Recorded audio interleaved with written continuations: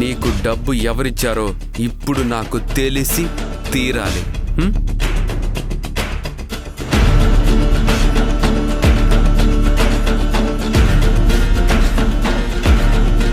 చెప్పరా.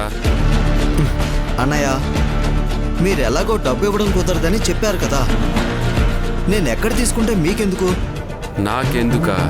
నువ్వు బయట ఎక్కడో ఎవరి దగ్గరో డబ్బు తీసుకొని ఉంటే నాకెందుకు అని నా పని నేను చేసుకునేవాడిని.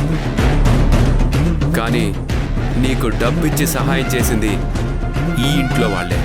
నువ్వు ఈ ఇంట్లో నుంచే డబ్బు తీసుకున్నావు. అది ఎవరు అని నాకిప్పుడు తెలిసి తీరాలి.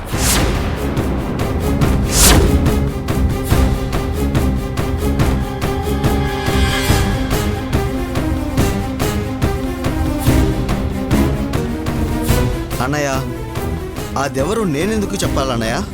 చెప్పి తీరాలరా. నేను బాగుండాలి, జీవితంలో పైకి రావాలి అని మంచి మనసుతో సాయం చేసే వాళ్ళ పేర్లు నేనెందుకు చెప్పాలన్నయ్య?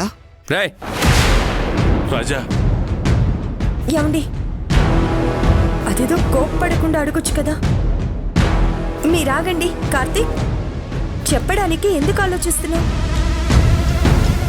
ఈ ఇంట్లో నీకు డబ్బిచ్చి సహాయం చేసింది ఎవరో చెప్పు.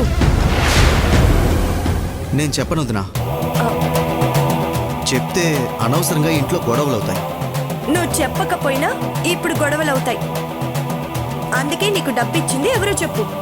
వదినా, చెప్పమని నువ్వే ఇంతగా ఫోర్స్ చేస్తున్నావు కాబట్టి నేను నిజం చెప్పేస్తాను.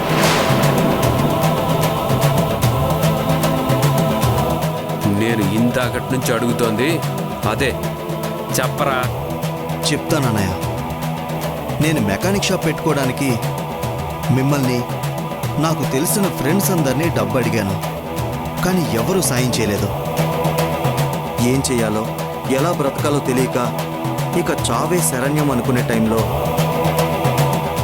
మా అమ్మే నా కోసం వచ్చినట్టుగా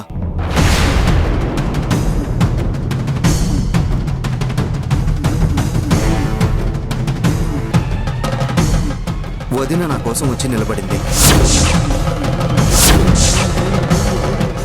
మా నమ్మ నగలిచ్చి నాకు సహాయం చేసింది.